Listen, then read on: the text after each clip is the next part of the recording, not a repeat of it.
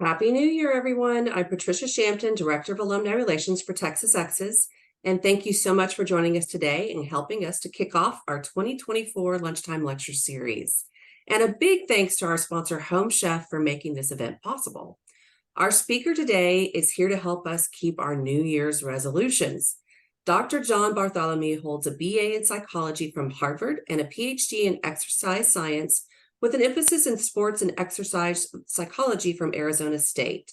Since coming to UT in 1996, he has served as a professor in the Department of Kinesiology and Health Education, and he is also the Associate Dean of Academic Affairs for the College of Education. He's here today to present evidence for the benefits of exercise, as well as the behavioral psychology behind why people begin but don't maintain an exercise habit. Please help us welcome Dr. Bartholomew. Well, thank you so much. It's my pleasure to be here today, and thank you for everyone who has joined the talk today. So, yeah, my focus will be on if exercise is good for you, why don't we do it more? And as was discussed, I'll give you a little overview of our department in kinesiology and health education, because it's not a program many alum are aware of beyond maybe taking activity courses in Belmont Hall. We'll talk about the evidence for physical activity and fitness and promoting longer and higher quality life. I'll provide some data on physical activity patterns, and then I'll talk about some of the primary barriers to activities and where our New Year's resolutions sort of become problematic. So first, our department, so kinesiology and health education, we're in the College of Education. And the reason for that is that our long history is growing out of physical education and health educators who were prepared for teaching in schools. These programs were merged in the late 70s and changed names. And so kinesiology is the science of human movement. And within this, we have programs on rehabilitation and movement science. Generally, folks who want to become physical therapists, occupational therapists, their undergraduate degree will be in kinesiology. We have exercise physiology. We also have physical culture, which is sort of the study of how fitness is impacted by and impacts our broader culture. The Luther Stark Center is a display space as well as a research library that sits in the north end zone of the football stadium. If you ever look up in the center off to the left, you'll see a statue of Hercules, and that is our physical culture center, and then sport management.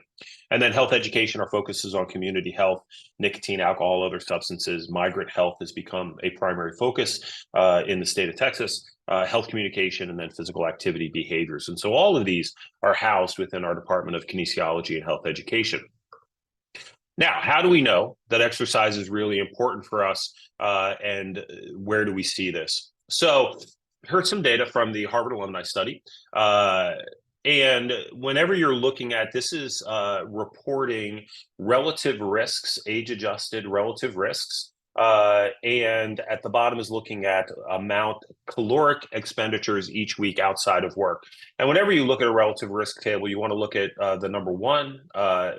That is, in this case, individuals with very low levels of physical activity. And then each other group is compared to that group for all causes of mortality that they may have experienced. And so you can see, and there's a couple of things that I want to point out with this. One, a relatively small amount of physical activity produces just over a 20% reduction in the risk of death, all causes of death.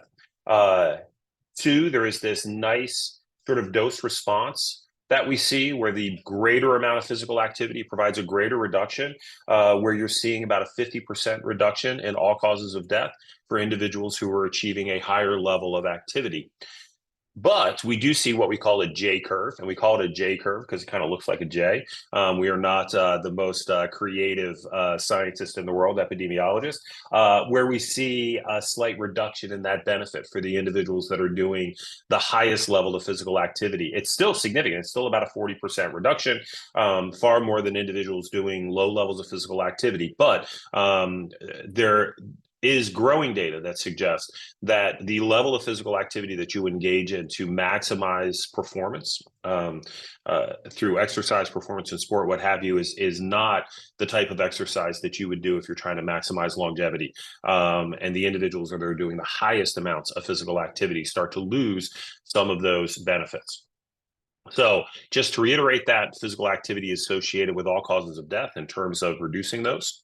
Some of this benefit is lost at the highest intensities, this J curve I talked about, but it is still cardioprotective as well as life protective. And the benefit is largely based on what you're doing now. So this is one of the slides I did not show, I decided to take out for time, but looking at people who are highly active in college and then became inactive later in life, they lose that benefit. There's no, other than breast cancer is the one where if you're active in puberty, there tends to be a long lasting benefit. Otherwise, if you were active in college and you're not active now, it doesn't really help. And if you were inactive in college, but then become active later in life, it's that activity later in life that is associated with all causes of mortality. So it's really about the work that we're doing now and not necessarily money in the bank from 20 years ago. Well, what about specific causes of death, and not just all causes of death, but if we think about the primary reasons of death? And this is a slide that I love to show my undergraduates because very often we talk about, wouldn't it be nice to have lived 100 years ago when times were simpler and we didn't have, the same sort of stressors and challenges. So this is showing the leading causes of death in the United States in 1900 and in 2006.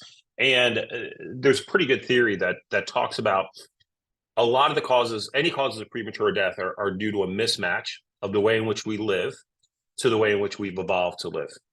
And in the late 19th century, early 20th century, individuals were housed very close together with relatively poor sanitation. And as a result of that, you saw high levels of communicable diseases. And so the number one cause of death in 1900 was pneumonia and influenza, then tuberculosis. And again, for these people who think it would be nice to have lived 100 years ago, diarrhea, is the third leading cause of death in the United States. And that just speaks to a very, very difficult time of life. And then we get to diseases of the heart. Well, if we look at a more modern age, what we find is heart disease is the leading cause of death, then cancer and stroke. And so we've shifted from what were communicable diseases as the primary cause of death to more lifestyle diseases, physical activity being one of the lifestyles that is associated with those. And because heart disease is the leading cause of death, pardon me, I will talk about the effects briefly of physical activity and fitness on heart disease. So this is kind of a monumental study in our field. This is the first study that links physical activity to heart disease. Jeremy Morris did this in Britain in 1953. And he took advantage of what was a natural experiment. In this case, looking at drivers of double-decker buses and conductors on those buses. And so the driver was seated all day, but the conductor was constantly moving levels to be able to check in. It's not like, I don't know, the last time someone's been to London and you get on one of these buses, you can use Apple Pay and your phone to be able to click in and pay. Back then, the conductor would come and would collect your funds, and so was walking all day. And so what's interesting about this is you have two individuals who are from the same socioeconomic background, the same level of education, probably living in the same neighborhoods, just as likely to smoke. One's sitting all day and one is walking all day. And while the conductors report higher chest pain, angina, they have a far less occurrence of heart attack in those individuals. And so this was the very first study that demonstrated that physical activity might be beneficial. And at this time, the leading thought was, your heart only had so many beats. And so you should limit the amount of physical activity that you engage in. And in fact, individuals who experienced heart attacks were given bed rest for multiple weeks following that. So this was the first opinion to start to shift that focus. And then in the US, about 20 years later, we see this work from Ralph Paffenberger, where it's a similar study, but in this case, looking at dock workers, because you could get greater gradients of physical activity and the intensity of the activity that they were doing. And so you would have individuals doing really heavy work. For example, the individual who is unloading trains and building up pallets versus individuals who are then loading those pallets onto the ships using cranes. So more moderate to light work that individuals are engaged in. And so if you look at the graph, this is looking at coronary heart disease mortality amongst these individuals, where the purple bars are the individuals who did heavy work.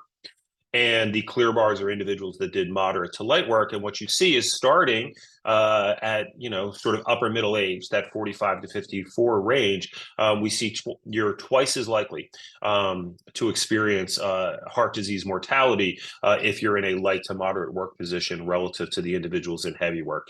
And this, again, was quite contentious at the time. And part of that was because Paffenberger ran marathons and was generally considered somebody who is just trying to push his own lifestyle choices upon other individuals and to justify those decisions, and was not objective enough in the work that was going on. So it took quite a while before this stuck. But because of this work, Jeremy Morris, Ralph Paffenberger, and others individuals, we now have a recognition of the importance of physical activity and the importance of fitness. So physical activity is a behavioral measure. How many steps you take on your phone would be an indicator of that, right? How much you move. And then fitness is the physiological changes that happen with that. The increase in strength, the increase in aerobic fitness, the ability to run or to run faster and to do that longer, the ability to walk up steps without being fatigued. These would be all measures of fitness. And so this graph is looking at the relative risk of cardiovascular disease across percentiles of physical activity and fitness. And what you find is this nice smooth decline. The blue line is levels of physical activity, self-reported activity in individuals. And you find, once you get to about the 50th percentile in physical activity, you have a 20% reduction in the risk for cardiovascular disease. In contrast to that, if you look at physiological changes, measures of cardiorespiratory fitness, you see at the 25th percentile, you've got about a 40% reduction that then continues to about a 60% reduction as you get to the highest levels of fitness. I don't know if anyone has ever had fitness test at the Cooper Clinic, but one of the things that they do is they do a direct measure of VO2. They'll put you on a treadmill or they'll put you on a bike and measure the workload that you're able to perform as an indicator of fitness. And a lot of our understanding of how fitness relates to disease comes from the Cooper Clinic in Dallas and the work that happens there. But in any event, it emphasizes that point. And so we recognize that physical activity and fitness are key factors in preventing cardiovascular disease, which is the leading killer. Fitness is particularly important for this, maybe over and above some of the other disease outcomes. And this is why a lot of the literature is focused now from a behavioral science perspective to focus less on body weight and more on what your body can do and how fit you can be, and that you can be fit at different body sizes, and to really think about, what we're seeing now with some of the different drug therapies for overweight has demonstrated the impact of our biology on obesity and maintaining obesity within individuals. And so that points to some of the challenges that we have. But you can be as fit as you want to be, right? I mean, that's really a function of the choices that you make and the efforts you make in terms of moving that forward. And you can really increase your fitness. And so focus on what the body can do instead of what it looks like. But that begs the question, particularly as we're talking with an alumni group, what happens to fitness as we age? And how does the amount of work that we do translate to that? So one of the best ways to look at this is to look at sport performance, because athletes are highly competitive athletes are incredibly hard workers. And so what happens to sport performance in individuals as they age? And so this is a graph that's looking at marathon records. So the time is going down the left, ages along the bottom. The orange dots represent women at each age and the record for the marathon at this time. And the blue dots represent men and their performances. And again, there's a couple of things I think to pull from this. First of all, who the heck is getting their 6-year-old to run a marathon? I don't understand that at all. Unless this is just like a couple of people figured out this is a way they could get their kid a world record. And so, they were the first ones to get their 6-year-olds to do that. I have a friend that actually takes their kids to small lakes, and doesn't matter what fish they catch. It probably, a lot of the fish haven't been registered there, and so his kids have state records at this lake for perch and sunnies and things along those lines. But in any event, if we move beyond that, what you see is that people sort of reach peak fitness cardiovascular fitness, aerobic fitness at around age 20, and that they're able to maintain this through to about age 35. Beyond that point, regardless of the fact that these individuals are training just as hard, they're working just as hard, you start to see a reduction in world record performances, right? So these are the fittest individuals, the hardest working individuals in each age group. And we still see this very clear pattern of reductions that happen over time. This is why we have age groups for marathons. So you can compete against individuals within a similar physiological bracket to yourself. But this clearly happens over time. And one of the things that I'll point to with this, which I'll talk about some more, is if we know fitness will decline regardless of our training as we age, one, why do we exercise? But two, if you think about how fit you want to be at 80, you need to intervene in 50 to build that fitness so that you can decline to the point that you want to be at 80. You need to be significantly above that. And I'll show some other data that illustrates that point. But you need to be significantly fitter at 50 so that you can decline to 80 despite doing a similar amount of exercise. Okay. So this is showing cardiovascular fitness, aerobic fitness, but a key component of fitness, particularly as we age, is strength. And so sarcopenia, loss of muscle mass, is something that we see following chronic disease. It's an enormous problem for individuals that are receiving treatment for cancer, but it's also something that we see as individuals age. And so this is looking at the total number of muscle fibers, which is a pretty good proxy for strength. And we see just a precipitous decline starts to happen in individuals after 50. Exercise can maintain this, can push this off, can slow this reduction, but we're still seeing a reduction in strength. And this is one of the reasons why strength training is becoming so important as individuals age, because it's often fragility and a lack of strength that impacts quality of life for older individuals as much as aerobic fitness, right? So the inability to open a jar, the inability to carry objects from the grocery store, those types of issues that come with frailty, physical strength is a really important part of that, and an important part of training as individuals age. So here's another way to sort of look at this. So this graph is looking at functional capacity, so VO2 max and muscular strength. And with three groups of individuals who are trained, who are doing exercise at high levels, active individuals who are just reasonably physically active, and then sedentary individuals who report little to no physical activity outside of work. And you can see how over time this declines with aging, despite the fact that they're training, despite the fact that they're aging, and in addition to being sedentary, to a point where you hit a frailty threshold. So for sedentary individuals, they're hitting that threshold in their late 70s. And this is a point where you can no longer perform activities of daily living. It's harder to carry things from the groceries, again, what have you. So for trained individuals, you can see how important training is, despite the fact that we see this reduction over time. An 80-year-old trained individual has the strength and aerobic capacity of somebody that is a 52-year-old relatively sedentary individual. Whereas an active individual at 80 is closer to a sedentary individual at 67.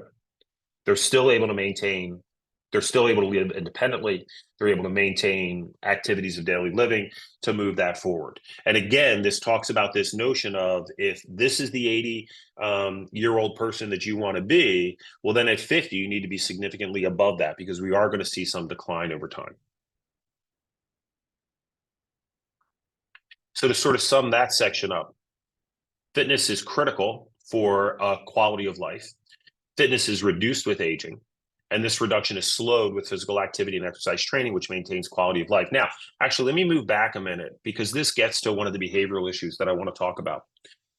As you look at these individuals at 30, they're all significantly above the frailty threshold, which is sort of the activities of the activities that we need for daily quality of life. And so the result of this is that the sedentary individual has very few life experiences that indicate that they are less fit than the active individual or the trained individual, right? Because they can do all the things that they need to do to survive. They can carry their groceries home.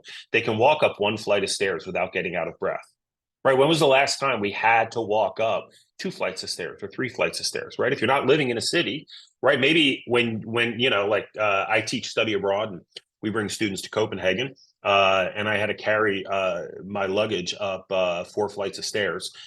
So that was a real measure of the strength that I had and the aerobic fitness that I had. And I had to walk up and down those stairs every day to get to my apartment, in addition to walking throughout the city.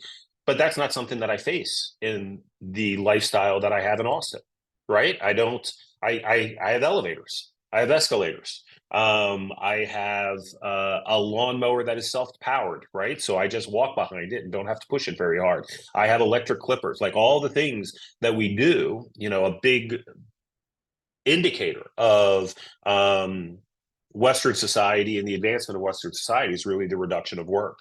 And so these individuals are sedentary, but they don't ever experience that lack of fitness. And therefore, they lose a primary motivator for why they should be active and the benefit that that provides because they don't live that on a daily basis. Okay. So how many people are active enough to be able to derive these benefits? So this is from 2015. This is data from the latest broad federal report on creating recommendations for physical activity. And so this is looking at the percentage of the US population of adults. And so you can see about a third of the population is wholly inactive. They report little to no physical activity outside of work. And if anything, that is an underestimation. These are people who, when you call them and say, how much physical activity do you engage in? Their response is, I really don't do anything. I just sit around the house all day, right? I mean, how many people are going to say that and be honest with regards to that level of that? So this is probably an underestimation, but a third of the population is inactive. A further 20% is active, but insufficiently active. So they might walk their dog for 10 minutes or do a little bit of gardening, things along those lines, but they're not meeting recommendations for physical activity. And then about 16% are sufficiently active. And then the rest of the population are what we would term highly active. So these are individuals, generally what we're looking for is about 30 minutes of walking a day as a minimum requirement for physical activity. So these are individuals who are going to the gym, the highly active folks, individuals that are running, individuals that are doing an hour of walking a day to move up into what would be considered the highly active range. And so quite clearly, we're looking at, over a third of the population is highly active, but a full third of the population is wholly, at least a third of the population is wholly inactive. And you may say, well, that's a uniquely American problem, but it is not. And so these are European Union countries that look at the percentage of adults who are inactive, who report being inactive. So in the US, again, we saw about a third of the population was there. And that's, and you can see from this graph, we meet a couple of other places. I have no idea what's happening in Malta. Apparently nothing is happening in Malta, and Spain, Ireland, Italy, very low, despite France, despite being westernized countries. Whereas the Netherlands, and this is something that we tend to see, is that Scandinavian countries, we tend to see higher levels of physical activity, or at least lower levels of inactivity. So this is largely, this is something we see across Western countries, and there are countries that are far worse off than the U.S. with regards to this. And so what we find ourselves in is sort of a situation like this, right? And I love the slide on the fitness center and people taking the escalator to the fitness center, in part because it touches on this notion that we sometimes have, that we have a dose of activity that we need to engage in. 30 minutes a day of activity, 20 minutes a day of higher intensity activity a day is what we want to engage in. So we're going to go to the gym and do that, and we're not going to get any physical activity outside of that. Right, we're not going to take the stairs. We're going to take the escalator. I'm going to check that box, and so it doesn't have to impact any other part of my life. As opposed to thinking about how do we imbue physical activity throughout the day, and more is better approach. And then I just love the picture of the person walking their dog outside the car.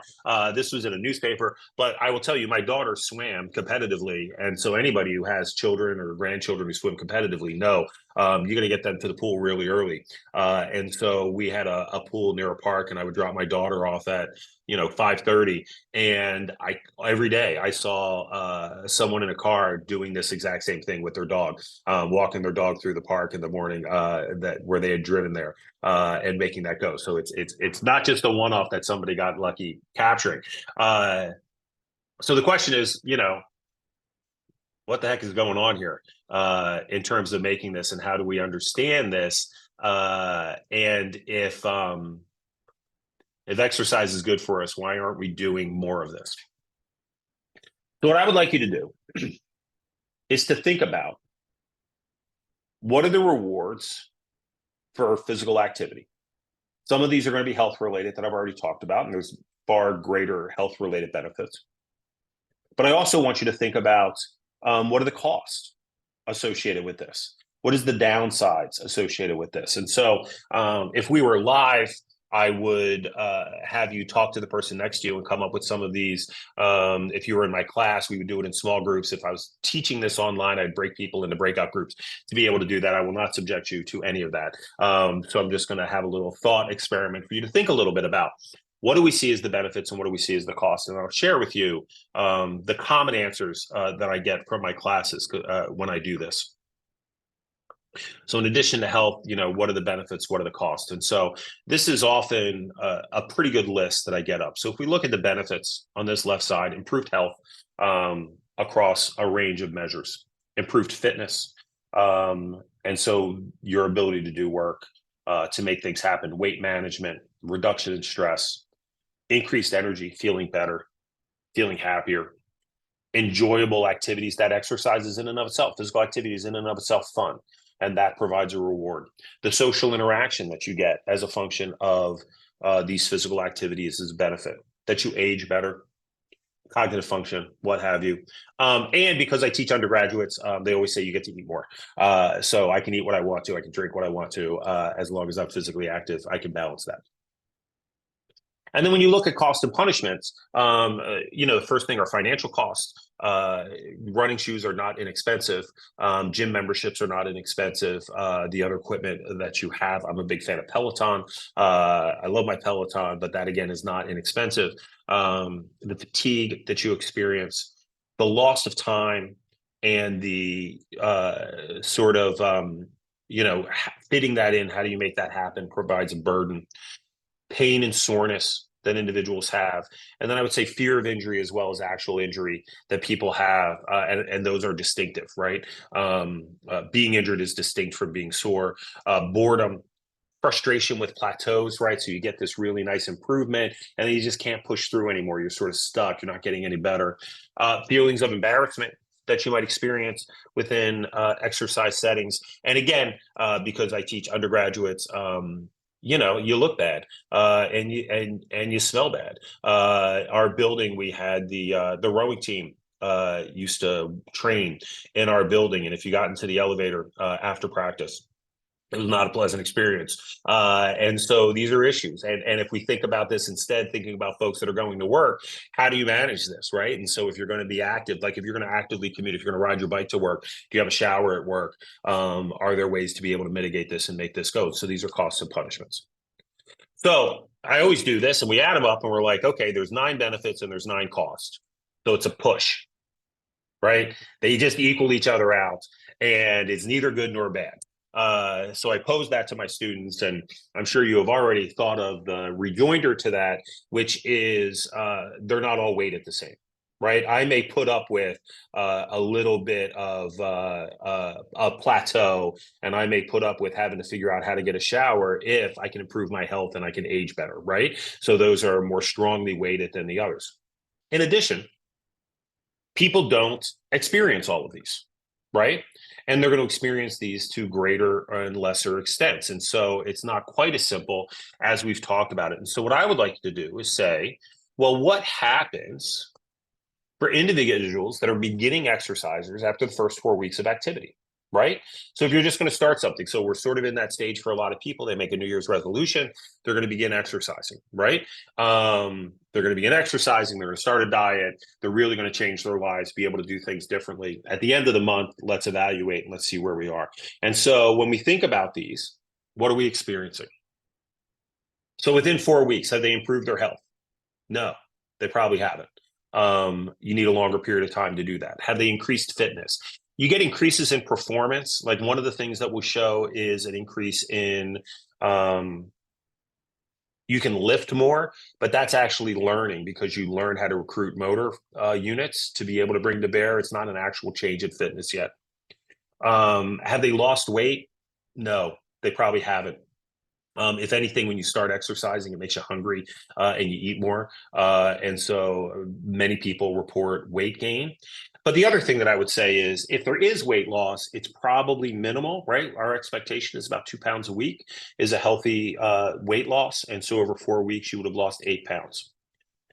And there's another question I always ask my classes, who's happy losing 8 pounds? Well, skinny people are happy losing 8 pounds, right? If you're 50 pounds overweight, 80 pounds overweight, 8 pounds is not, you're not wearing new clothes. You're not any happier when you look in the mirror. Maybe somebody says, wow, your face is so much thinner, which is, good because that's what I was going for was a thinner face. That was my motivation for this. But you probably have not reduced weight. What you have done is reduce stress. That's pretty clear that happens within individuals. And in fact, any bout of exercise is helpful in terms of reducing stress. I have very good data early in my career where that's something that I worked on. You can go for a walk, you can lift weights, you can walk up the stairs. Anything you do will help take the edge off some of the stress that you're experiencing and reduce a negative mood in the moment. And so from that perspective, that's a pretty consistent benefit. You are probably not going to increase energy though. Like what we show is that you have to feel good about the exercise you've done to be able to feel good afterwards, right? So while you get this reduction in negative affect and negative mood, you don't necessarily get an improvement in positive mood unless you're proud of the work that you've done. It may be a fun activity, right? Depends on what you do. Sometimes it's fun, sometimes it is boring. And you may have social interaction, but it depends on how you structure that. So that's a maybe. You're not aging any better. And you're not able to eat more, right? You haven't gotten to that point yet. So if we look at these vast benefits that exist within the first 4 weeks, you're definitely going to get one and you may get the other two. Well, what about the other side? What about the cost? When are we going to spend the most money that we're going to spend on exercise and physical activity and fitness? It's going to be in the first 4 weeks. So the financial costs are at their highest. And because you haven't adjusted to this, it's terrible physical stress. You're going to feel the most fatigued. You haven't yet figured out how to fit it into your day and how to manage that. And so the loss of time is most acute to you, right? Like that is something that you're really noticing how you've had to separate other things, how you have to get up earlier, right? You're not used to this yet. And so you really notice it. You are certainly going to feel sore and pain through this. And while you may not have injury, your concern about injury, given that soreness and what's happening, tends to be at its highest. I hate to say that the way people engage in activity, most people do it in a way that's bored. And so you're going to experience that boredom. You won't experience frustration with a plateau, but you will experience embarrassment. And you're going to smell and you're going to look bad. Okay. So as we look at this, explain to me again why people stop exercising once they begin it, because it just baffles me that happens, right? The fact of the matter is this is the common experience that individuals have in terms of their initial experience with particularly exercise and the intensity at which people try to do exercise, but in broader amounts of physical activity, this is the experience that they have. And this is the challenge because, I liken it often to, you go to the mall. It's been a long time that I've been to the mall, but the last time I was at a mall, you walked by the food court and somebody is giving you bourbon chicken to taste, right? Why are they doing that? Why do we give free samples? Well, we give you free samples, even though it's a cost to us. We give you free samples because this bourbon chicken is just so darn good that if I can just get you to try it, then you're going to be a bourbon chicken. You're going to start scheduling visits to the mall just so you can have our bourbon chicken, right? That's how much I believe in our product. If I can just get you to try it, then you're going to be hooked. We have no trouble getting people to try exercise. They try it every January. They try it whenever it becomes time to, like in March, when you're thinking about buying bathing suits, they start exercising again. If you've got little kids and you're sending them to school, you start it every September, right? Every life change we experience after every holiday, that's when people start exercise. Well, you know what? Thanksgiving's coming up. We're going to wait. Well, no, Christmas is coming up. We're going to wait till after that. Whatever it is, right? Spring break's coming up. We'll start after that. And so people try it all the time. They just don't like it. And this is why they don't like it. Because all the costs are front loaded, but the benefits aren't. Whereas if you think about an experienced person, well, what are they experiencing? They're experiencing improved health. So once they've done this for a couple of months, 6 months, now you have real improvements in health and fitness. You're probably helping with weight management. You've still reduced stress. You're probably happy with your performance, and so you get increased energy, although that's a maybe. Fun activities and social interactions still depend upon what you're doing, but you definitely have impacted aging, and you're able to eat more. Whereas cost, you're still going to have some financial costs, but the loss of time, you figured out how to fit it into your day at that point. You're no longer sore. You're no longer worried about being injured, right? You figured that out. You're no longer embarrassed. You don't have the same levels of fatigue. Now, it may be boring. This is where frustration with a plateau may come in because you've been doing this for a while. And yeah, you still have to figure out how to shower and manage that and move forward. But you can see all the benefits are now accruing and the costs are offloading over time.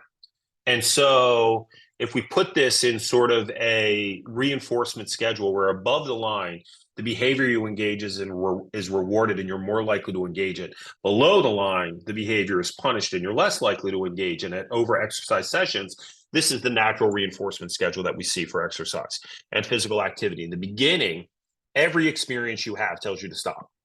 That this is negative and this is not for me, this is not good for me, this is not something that I should be doing. But once you've been doing it for 6 months or longer, 3 months, depending upon the individual and how you experience it, then it becomes self-reinforcing and this becomes something that you recognize you're good at, that you feel good about, and that you want to continue engaging in.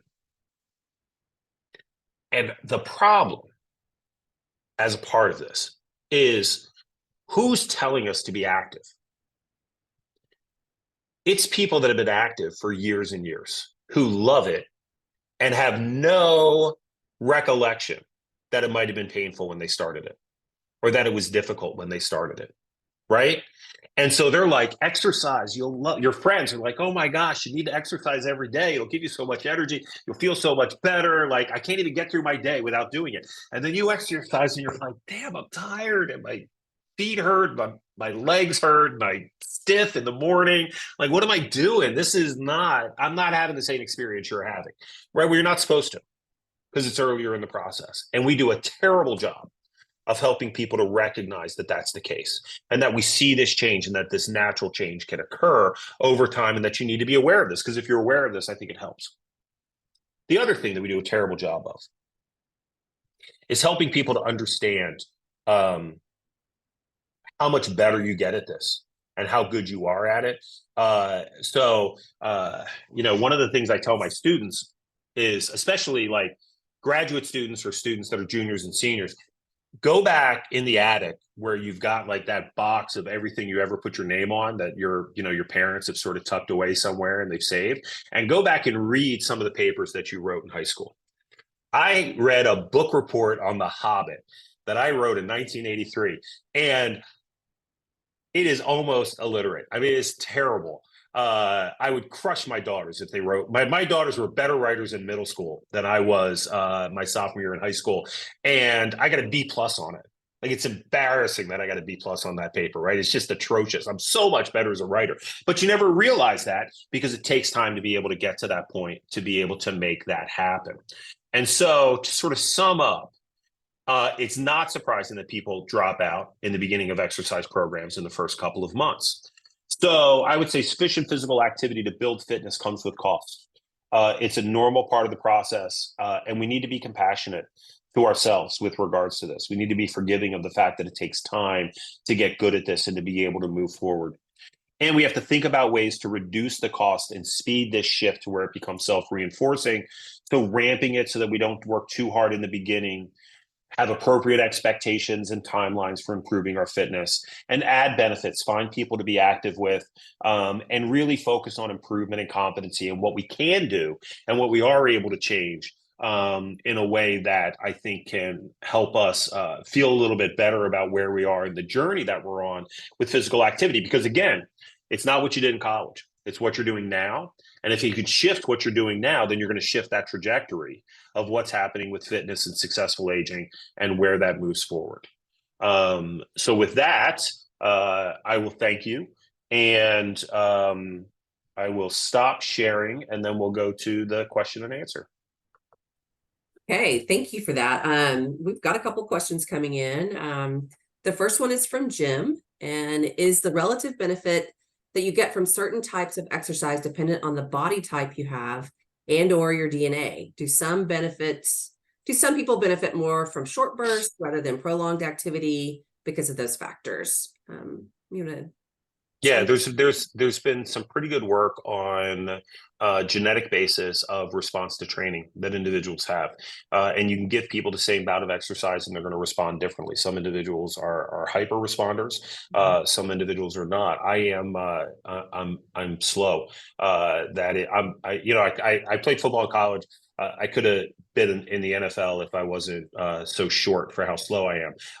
And so there are these differences that we have in terms of performances and what have you. But I get strong. I'm a hyper responder to weightlifting. I respond to that faster than other individuals do. So yes, there is genetic differences and patterns in terms of how people respond. We don't have to the level that you're asking about with regards to the types of training that you would do. We don't have good data as to that level of specificity in terms of where people go. But it is natural that people are going to respond differently. But from a health perspective, my guess is there's something there, but the vast majority of benefits you're going to get from relatively small amounts of activity. So I don't think it's a huge issue from health or aging. Okay. What about degradation from working out for overall health and fragility? So like if you run a lot, your knees get more fragile quickly, So I think that's part of that kind of what might underlie that J curve that individuals have with regards to that. But what I would say is this is why we tend to recommend cross training that individuals do. And so you can have, depending upon your size in particular, you can have knee problems. There is a lot of the literature is mixed as to some of the threats associated with that. Some people would argue that it has to do with running style and more of a forefront. This was the idea behind barefoot running, that it changes your running style to reduce the amount of injuries that you have. Not that barefoot is particularly beneficial. It's just you run better, standing over your feet, landing on your toes, and what have you. So I do think there is something to be said for the wear and tear that can happen. And so that's why if you can mix and match what you do, this is again something that we also talk about with youth sports, not specializing earlier for injury issues and burnout issues, but it's okay to switch sports and to play different sports over time at different seasons, which I think gets to this as well. Okay. Mary is asked a question. So isn't improved sleep a benefit of exercise? Sleep is a benefit of exercise. It's kind of complicated in terms of when you do it, how you can impact that and where that is. And the data aren't super clear as to this is when you should exercise or how much you should do to be able to benefit your sleep. But quite clearly, improved sleep is a benefit of it. There's a host of benefits. Exercise is like if there is some health outcome, exercise probably helps it because so much we have evolved to be active people, right? And that's just the nature of where our bodies are structured and our genetic responses. But we live in a world that does not make activity something that happens regularly. And as a result of that, almost any activity that we engage in, the more that we do, is going to be associated with some sort of health benefit, because I think we've been built on the assumption that we're going to be moving. And so it's not surprising that there are a host of benefits for that. And I mentioned barely any. So you had mentioned earlier in the lecture that Scandinavian countries tend to be more active. Do you think that that is a part of the way they design their cities and their countries? Is it an active goal to make everybody be more physically active? I think the cities are definitely, Copenhagen in particular, if you've been there, is very much a city that is structured for walking, for cycling, and they prize that. And there's this cultural ideal of being a cycling city that exists within it, but then they also have the infrastructure necessary to be able to support it. And it's a fascinating, if you're interested at all in architecture and urban design, Copenhagen is a fascinating place to visit. But I think there is a broad view. I have good collaborators in Norway, and the extent to which people are out and walking is much more common there. And I think this is something that we see in generally urban areas. People are more active than they are in suburban areas. There's punishments to drive in the city. You've got to park, and where do you go? And so walking is much more the case. And so I do think the environments are structured for that. Yes. Okay. Do you recommend a specific type of exercise that is the best overall for the body? I know you mentioned that doing different things is best, but overall, is there a better one for So Hiro longevity? Tanaka, yeah, Hiro Tanaka is one of our physiologists, Yeah. and his response to that question is always the best exercise is the one that you'll do. Okay. And so I think that's the first core principle. So whatever it is you enjoy doing, that's something that you should do. In terms of if you're going to try to ideally structure things, I would think about again a balance between types of activities to be able to make things go. Make sure you're building in. I think more and more data is suggesting the importance of strength training in addition to building aerobic fitness as we age, and particularly grip strength is one of the things that really makes a big difference in healthy aging and how long you can remain independent. And so making sure you do that. In fact, I keep some PT putty on my desk that when I play, I like to have something in my hand when I'm reading, and I'll just use that and squeeze that to be able to help maintain grip strength. So I think a balance across different types of activities would be the best thing to do. If you're going to pick one activity, generally it's considered that rowing is, if you're going to do one activity that's whole body, that balances strength with aerobic fitness, that a rowing machine is probably the best single activity you can engage in. Okay. But again, do what you do, and that's the all positive. We've had several questions that ask a similar question about, is weight training very much needed versus other kinds of activity? You've said this a couple of different times, that balancing, doing both, and that the importance of strength training is prevalent. It will help you. So I'm going to skip over those questions, so guys don't get mad at me. But one question here: how do high impact activities compare to low impact activities? So walk versus run. So there has been a lot of focus on high intensity interval training. And so there's different ways to think about intervals. When you were a kid, if you played sport, you probably did those tempo runs where you would run and the person in the back would sprint to the front of the pack, and then the person in the back would sprint to the front of the pack, and you would keep running a long distance. That's a way to build intervals, high intensity intervals into your training so that you can work at a higher intensity, create greater change, but not train at that high intensity the entire time, right? And so these are sort of short intervals that are built in. If people work on Peloton, we have the same thing where there are intervals built into what you're doing in terms of that work. It might be a 3-minute interval, 2-minute interval, what have you, as a way to push the exercise stress so that you get a greater physiological response to that, but have it short enough so that you can tolerate it and that you'll continue doing it, right? And so we're trying to think about how we balance those things. Okay. That's quite beneficial because you can get a hyper response from that. Where the literature is moving now is the idea of high intensity. That's a normal interval process. The true high intensity interval training or HIIT training are situations where you sprint, you do maximal effort, for short distances, a quick break, maximal efforts, quick break, maximal efforts. And so you might only exercise for 15 minutes or 12 minutes to be able to do those super high intensities. The data on that are quite positive, that it stresses the system. It produces a really nice physiological benefit associated with that.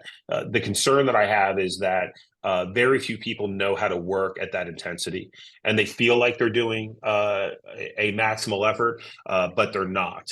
Particularly beginning exercisers, it's very difficult to train yourself to know what that maximal effort is and what that feels like. In fact, it's individuals with an athletic background who I think have been closer to that, and they're able to tap into that. And so I think that's one of the difficulties that we have there. But the data are quite clear that high intensity intervals are really quite positive. Okay. I'm going to combine two questions. What do you think about the homework movement and TikTok generation? How do we get those folks more engaged, or do you see them being less engaged than previous generations? It's kind of a two.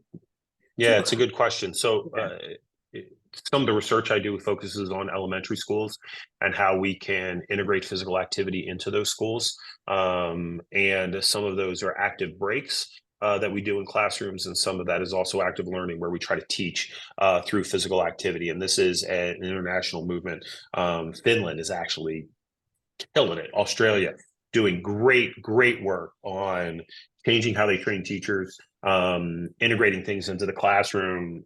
Norway has a whole retraining system that they're trying to do nationally to be able to bring teachers up to date with this, doing some work in the UK as well. So there's a really broad movement on ways to integrate that into the classroom as a way to try to get at this to a certain extent. Beyond that, I think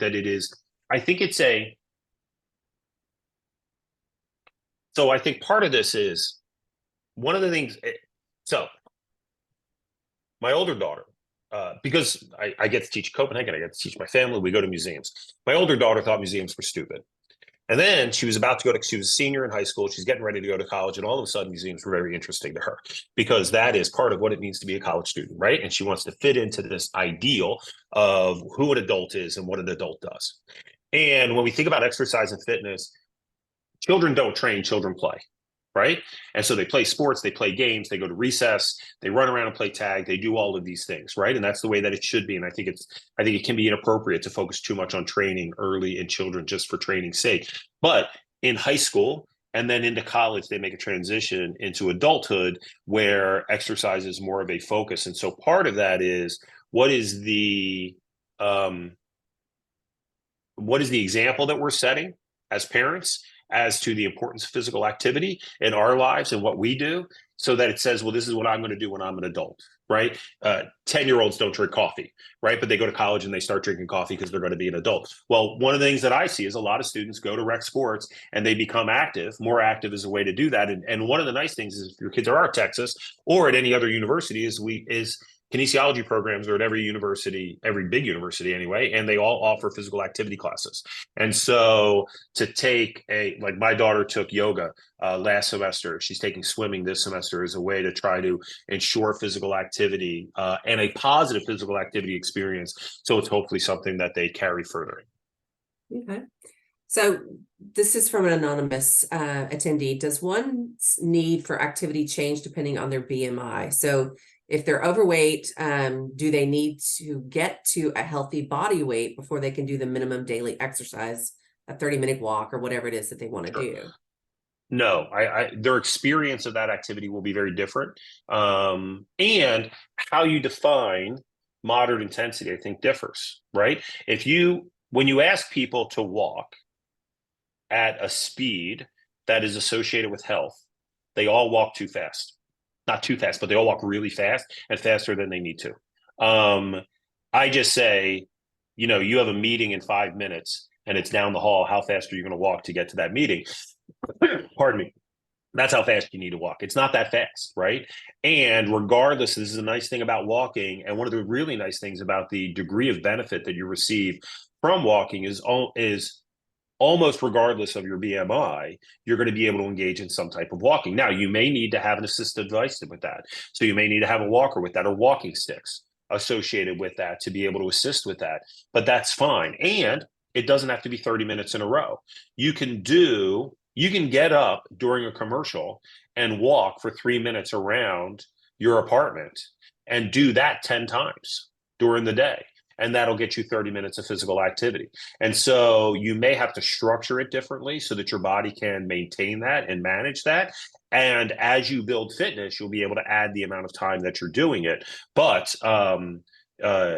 you can certainly achieve that unless there's some broader physical disability. You can certainly achieve that at regardless of what your BMI is. Yeah. What exercises do you recommend for women with osteoporosis? So older women. So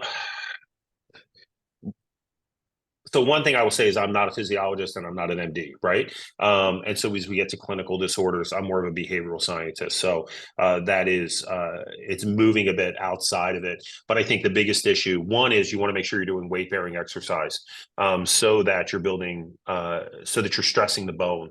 As a part of that. And so that means not swimming, right? Swimming is not weight bearing, but walking is weight bearing. Weightlifting is weight bearing.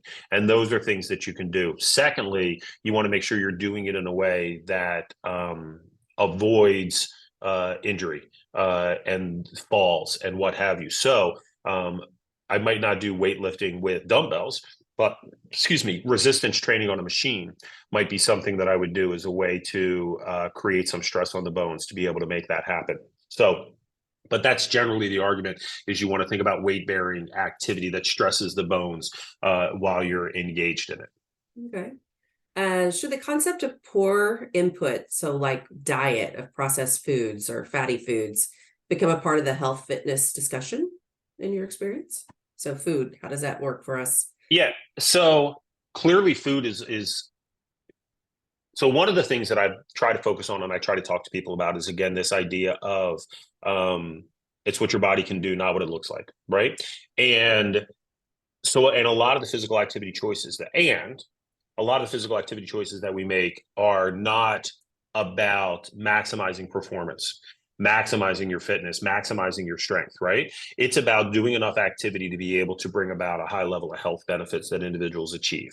You can engage in those activities regardless of what you have in terms of a diet, right? And you can change your body in terms of what it can do, almost regardless of what happens with your diet. And so I tend not to focus on that. But I think diet is going to increase the speed with which you're able to achieve these things, right? And it's going to increase the energy that you have. It's going to help the recovery that you have with regards to the amount of activity that you engage in. And so I would say, a healthy Mediterranean diet is sort of where you want to be living. I think that's a very reasonable suggestion for most individuals. And I think you'll derive the majority of the benefits faster by engaging in that. But again, my area is more physical activity and human movement. And so I kind of limit my discussion to that.